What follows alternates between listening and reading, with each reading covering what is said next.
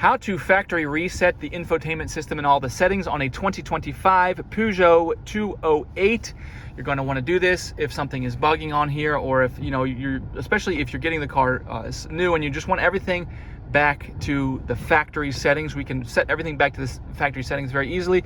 We want to start from the main screen, which is if we just hit this home icon here, we'll get to this main screen, and from here we can hit the settings menu, and then from the settings menu we can hit the system menu. And then from the system menu, if we scroll down to the bottom of the system menu, we have this reset all system settings, which is the infotainment system. Hit that, and it says, are you sure you want to restore all and return to factory settings?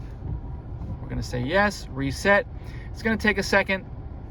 It's gonna do its thing. It's going to restart. And once it restarts, everything will be back to the factory defaults. So now it's like I just turned it on for the first time, the car's back on. I'll have to add any users, pair any phones, anything like that, like new now. But anyways, I hope this video helped. If it did, if you'd leave me a like, I'd really appreciate it. And if you subscribe, you'll see more real quick tutorials like this on this car and others.